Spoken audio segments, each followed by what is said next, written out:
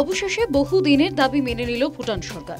বৃহস্পতিবার থেকে ভুটানের থিম্পুর national centre for hydrology and meteorology বিভাগ থেকে আগামী 72 ঘন্টার বৃষ্টিপাতের পূর্বাভাস দেওয়া শুরু হলো পশ্চিমবঙ্গ সরকারকে। এই পূর্বাভাস এবার থেকে ডুয়ার্স অঞ্চলে বর্ষাকালে ঘন ঘন বন্যা মোকাবিলায় বড় ভূমিকা নেবে বলে মনে করছে রাজ্যের সেচ দফতর। এছাড়াও এই পূর্বাভাসের ফলে জলপাইগুড়ি ও আলিপুরদুয়ারের ভুটান সীমান্তবর্তী ডুয়ার্স অঞ্চলের মানুষকে আগাম সতর্ক করা সম্ভব হবে বলে জানিয়েছেন সেচ দফতরের উত্তর পূর্ব বিভাগের চিফ ইঞ্জিনিয়ার কৃষ্ণেন্দু ভৌমিক। 72 ঘন্টার ফোরকাস্ট আমরা পাচ্ছি, ওরা আমাদের শেয়ার করছে থ্রু সিডব্লিউসি। প্রতিদিন আমরা এটা পাবো।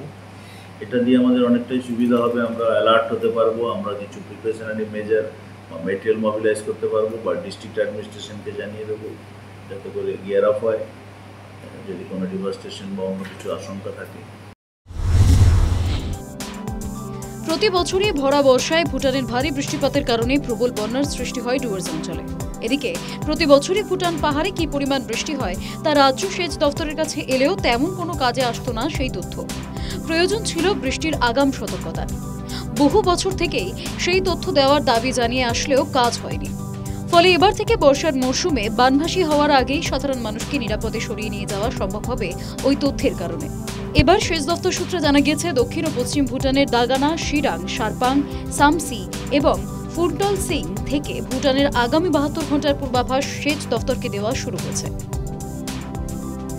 ডুয়ার্সের এই সমস্ত এলাকায় ভুটানের বৃষ্টিপাতের পূর্বাভাস জানার ফলে যে হারে বৃষ্টিপাত হওয়ার আশঙ্কা রয়েছে সেদিকে তাকিয়েই স্থানীয় প্রশাসনকে সতর্ক করে এবং সেই সমস্ত ভুটান সীমান্তবর্তী এলাকার মানুষকে নিরাপদে নিয়ে যাওয়ার একটা সুবিধা, যে কারণে বন্যার প্রকোপ থেকে সহজে এই মানুষকে কিন্তু নিরাপদে নিয়ে যাওয়া সম্ভব হবে। প্রদীপ সরকারের রিপোর্ট, নিউজ টাইম ডুয়ার্স।